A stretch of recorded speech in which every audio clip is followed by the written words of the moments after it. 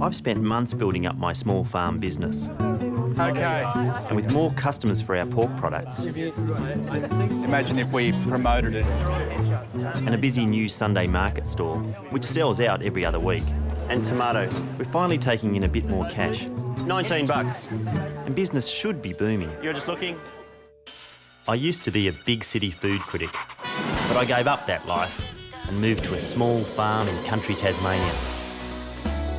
I've been learning how to produce my own food so I can know and trust what I eat. But just when I thought I had it all figured out, along comes Sadie, cowboy Headley, and responsibility. So now I'm farming for three. How hard can it be? It's taken a bit of hard work, but I feel like the business side of my farm life is slowly coming together. Selling our pork products is gradually bringing in more cash every month. Bit better than last year. And on the farm, Sadie's productive veggie garden and these clucky layers save us on grocery bills so we can reinvest more in the farm.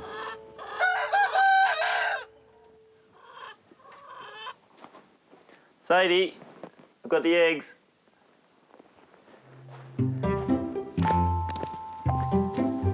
One of my goals has been to supply our market stall with more of my own happy free-range pigs. And to that end, I've built more capacity on the farm with new pig paddocks. There you go, Clarissa. And I've built smart in a cartwheel arrangement so I can feed all the pigs from one central spot. And with 3 pregnant sows, I reckon we'll be filling that new capacity pretty soon. You're a fat girl, aren't you? Look at that. But there's the rub. Pig, pig, pig.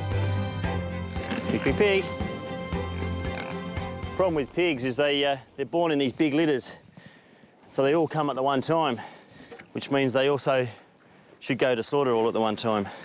So what that means is I've got weeks, months where I've got no pork at all from my own piglets, and then suddenly I've got too much, 500-600 kilos worth of pork meat all in one week. I'd love to come up with a way that I can actually take off a lot of meat at one time and have a way of keeping that for longer.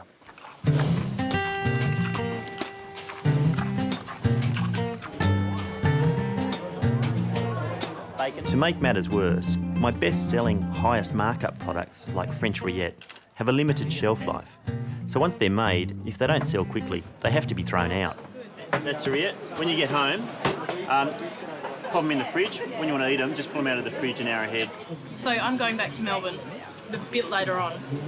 Do I need them in the fridge now? In theory, anything that's out of the fridge for more than 4 hours has to be eaten straight away.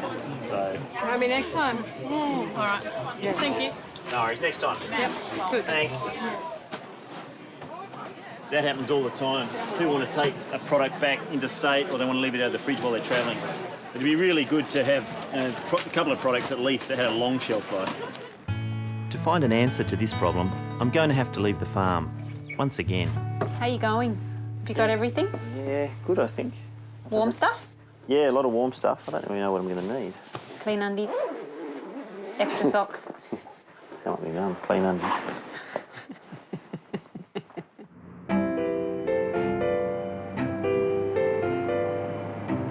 But this is no ordinary research trip. I've actually been really lucky since I moved to Tasmania. So many of the problems I've come up against, I've been able to rely on neighbours, other small farmers around the state to help me. But this problem of having a heap of pigs one week and then none for ages is a bit beyond me. So I'm actually going to head a little bit further afield. Well, a bit further might be a slight understatement.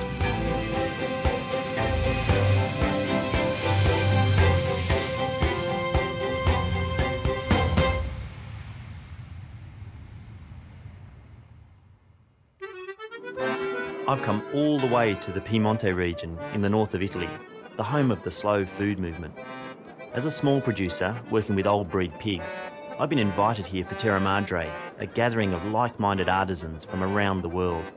And that presents me with a great opportunity. If I'm going to be able to make the most of my pigs, a place like Italy with its hundreds of years of food history is probably one of the best places to start.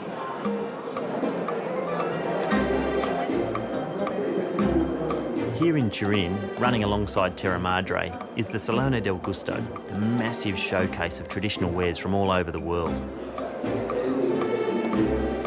Every kind of artisan produce imaginable, and a whole lot more, are under one roof. I am in absolute heaven. This is amazing. Look at this. This is naturally cured salami from central Italy. It's the most amazing thing I've ever seen. You'd never, ever see anything like this in Australia. You know, they've got a natural rind on. They've actually got blue mould on the outside.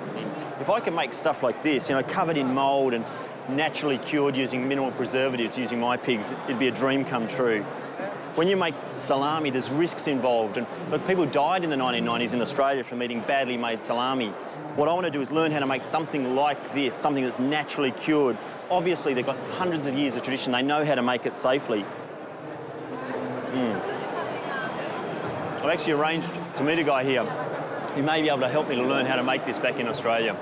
Giampiero Rosati is from the Umbria region in central Italy. Very pleased to meet you. I was looking for you.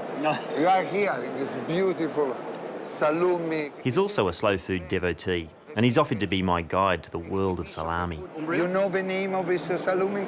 No. This is Coppa. Coppa? This is Capocollo. Yep. This is a sausage, dry, and this is a sausage fresh. This is chestnut-fed, fresh salami. A fresh salami, right. And this is more fat. This is fantastic. Roasted bread, and you put this. Just warmed? Yeah. Warm. We see this sort of, kind of, in Australia. Never as good looking as this and never tasted that. But that we never ever see. No way. No one makes anything that looks like you that. done it. No. You eat So this one doesn't last as long as these ones? Yes. This is you eat fresh. You prepare and you eat. This is you can keep for months. When it became hard, it's more tasty. It's better. I'm wondering if this is the solution to my problem. My problem is I have a lot of pigs 1 week, then no pigs for 5 or 6 weeks. What I want to know is if I could make a whole bunch of products that would keep. Do you think it's possible? Yeah, it's possible. And for this, I say I invite you to come to Umbria, because Orvieto and Umbria is the land of salumi. And the best tradition in Italy is in this region. I can't think of anything better to do. I would love to come to Umbria. Now that's Italian hospitality.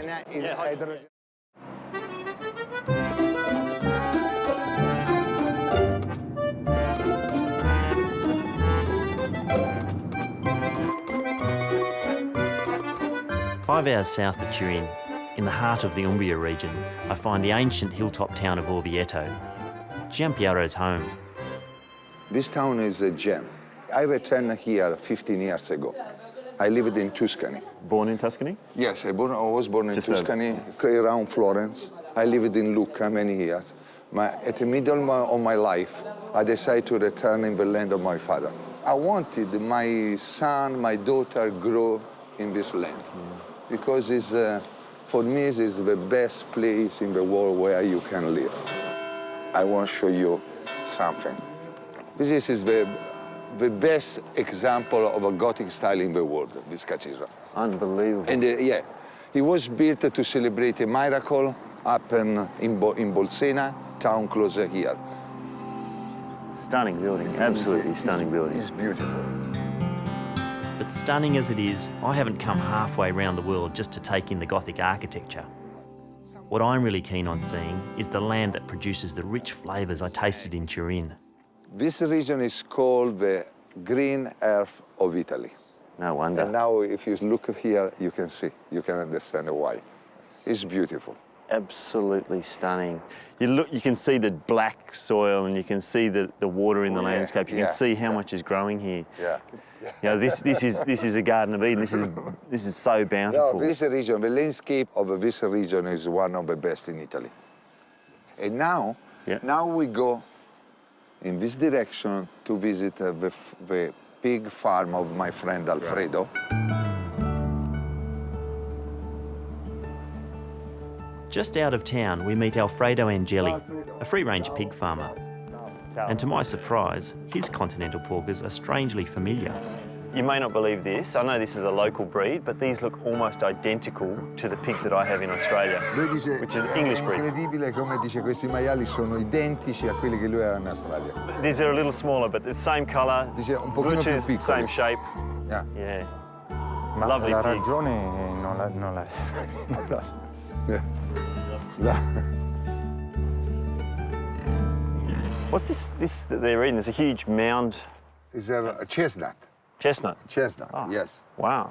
And does that And the chestnut is great for the meat. extra flavour? Le castagne danno un sapore particolare alla carne, Sì, no? più dolce e più aromatico. It's more, the meat became more aromatic and sweeter. And it's sweeter Yeah, using the chestnut. Conferisce, diciamo, a dare quei grassi buoni. Yep. So the soft, Yeah. the soft Yeah. melting fat Yes. that when you eat Yes. it, it just Yes. Yes. evaporates. Yes. Yes. Oh, I'm looking forward to trying some.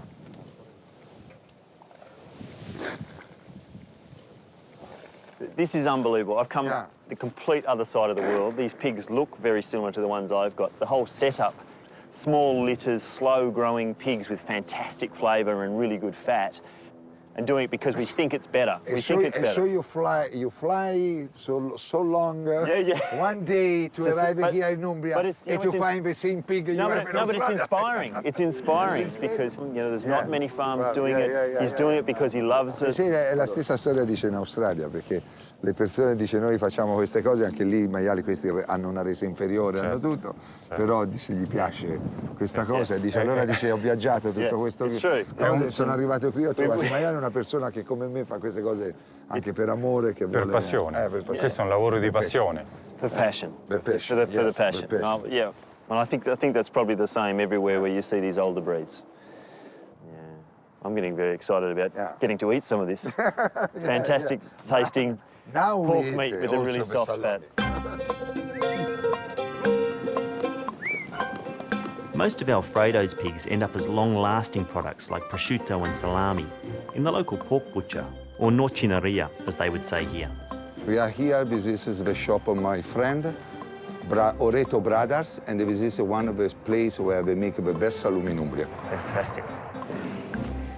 We are here. Ciao Andrea. Buongiorno. Buongiorno, piacere. Ciao Giampiero. Ciao. Questo è il mio amico Matteo, dall'Australia, è venuto fino a qui per imparare a fare i salumi. The Oreto brothers, Andrea and Giampiero, which I guess is a common name in these parts, stock an incredible array of cured pork products. And they're known for their pork butchery? I mean, it looks like just pork in here, there's no... Yes, just pork. They sell beef. just pork, no Just beef. pork. No beef. So this kind of shop, this is a famous butcher shop from this region. Yes, it's a famous, this norcineria is known all over the Umbria. And not just in Umbria, but all in Italy, because the people from Rome, from a different town to buy here the pork. Because it's so famous. It's very good, yeah. This is just amazing. You should see, you can actually smell it when you walk in the shop. You've got this fresh meat, you've got a baby pig, which you know, so hard to buy in Australia. Skinny little things, big fat, huge things, these cured meats, wild boar. I mean, it's pig paradise. It's just, you know, it's groaning under the weight of these pork products. Now we go to on the back and they show to you how we make a salami. How we can make a salami? Yes. And they're going to show me from scratch, starting with a naked pig. Well, half a pig. Monta tutto il maiale e ti fai i pezzi. I pezzi del maiale sono 5 pezzi. Fantastic. Giampiero makes incredibly quick work of the prime cuts. The hind leg for prosciutto, Like cream. Prosciutto. This is prosciutto. the loin and belly, This is pancetta. You call this pancetta? Yeah. The belly. the highly prized spare ribs, This is good to roasted. Yeah. It's great. Yeah. and finally, This is Capocollo. Oh, that's the Capocollo, yeah. also known as the shoulder. Now he prepare the prosciutto He's making it to look cut really so easy, but quickly, very exactly, because it's making something wrong. You have we cannot use it for prosciutto. We've just seen this whole pig broken down, and the legs ended up trimmed for prosciutto, and all this meat that gets cut off to make a really nice, neat ball of prosciutto. The meat that's cut off goes in salami, so you're actually not wasting anything. You're actually mincing that up and turning that into something that's really worth a lot and will last as well. Now he prepare fat for salami. And where's the fat come from? From a lombo. From the top of the Yes, loin. Yes. Okay. But just as important as what goes in is what's left out. This is buffo. This is For buffalo. matriciana? The cheek Oh, of the yeah, pork yeah, for yeah, matriciana. yeah. This Okay. is the buffalo. Okay. This part, never you use this meat in salami on sausage. Really? Because when you age this part, Yep. the fat is no good. This Okay, is so so for only the salami half. you use half a pancetta, the top. part from the shoulder. Okay. Yeah. This is the secret to prepare good salami. yeah, This yeah. is- you know Okay. now the secret. This has been absolutely amazing. Giampiero has taken a pig, it was 110 kilos, twice as big as the stuff I get, and broken it down in 20 minutes.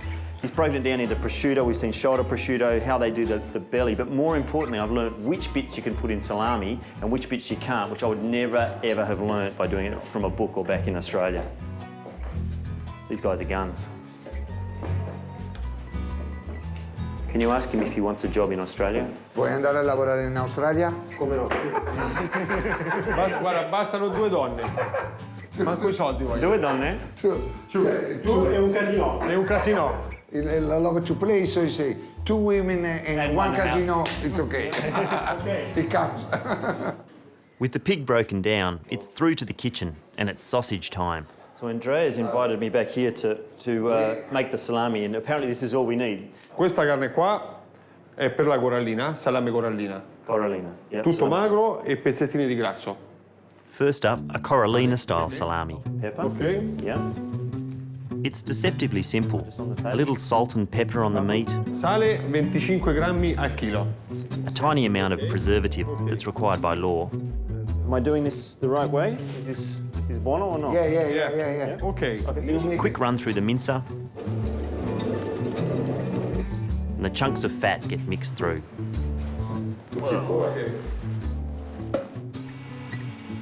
Extruding the sausage is pretty straightforward, but tying it is an art in itself.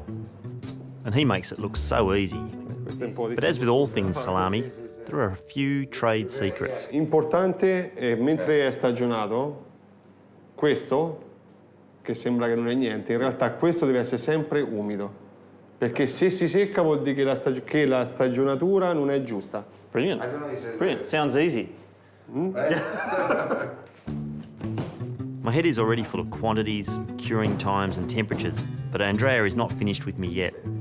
He also wants to show me a traditional house salami, or casareccia, with cloves, garlic and whole peppercorns in the mix.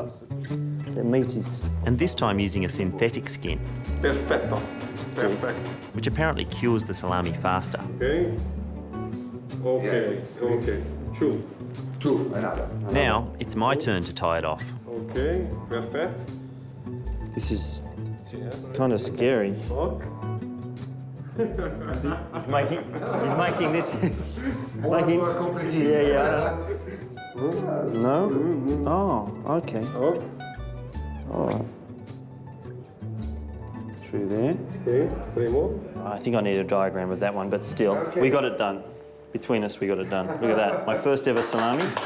All you need to do is travel several thousand kilometres and have, you know, an interpreter and the resident expert with a family tradition of making the best small goods in the region to make it.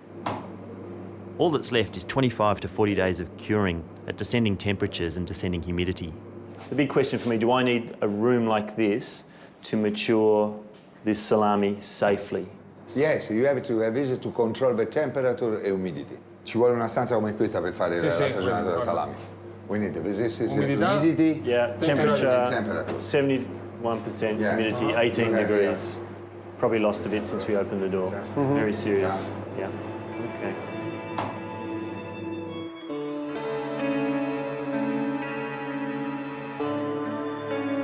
Back at Giampiero's guest house, Locanda Rosati, the moment I've been waiting for, to sample the salami I've just learned how to make. Okay.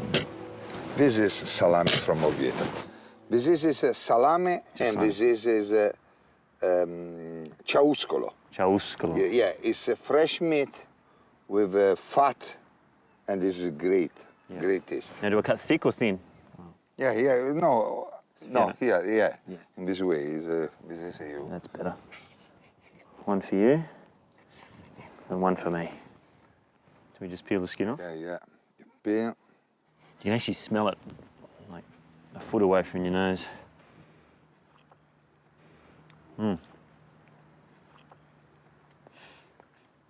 Yeah, soft.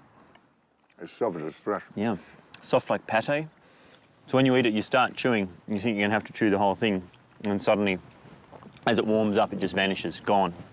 There's nothing to chew. There's just this incredible lingering flavour of sweet pork meat, and not sugary pork, just really good meat, and then this extraordinary fat. I think that's something I've got to aim for.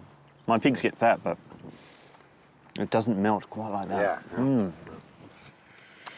A gorgeous thing. Now let's check this out. Now it is. This is very hard. Look at the difference. Yeah. It's a deep colour, And coarser ground.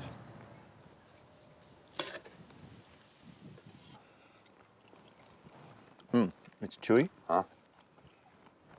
Good chewy. yes, more tasty, more salt, more Yeah. because of the aged.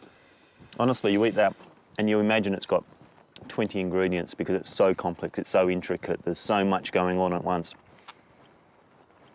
Good pork, salt, pepper, and garlic. Beautiful stuff, just incredible stuff.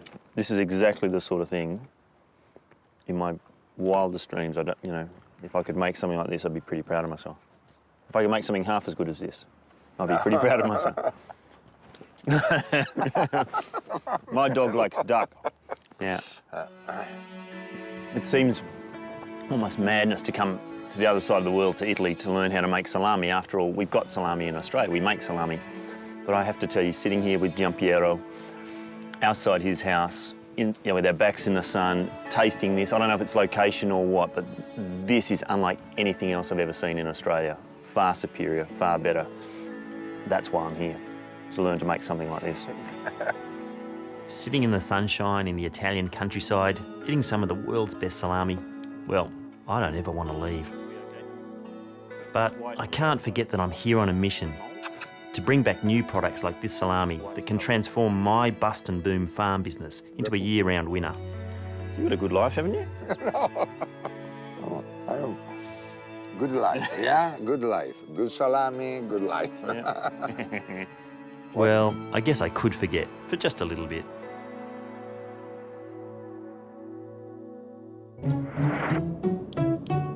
I've come a very long way, so I'm going to learn as much as I can while I'm here in Europe. My next stop, the south of France, 3? Oui. where old world farming meets modern technology. It looks like something that you could go down to the bottom of the ocean in, don't you think?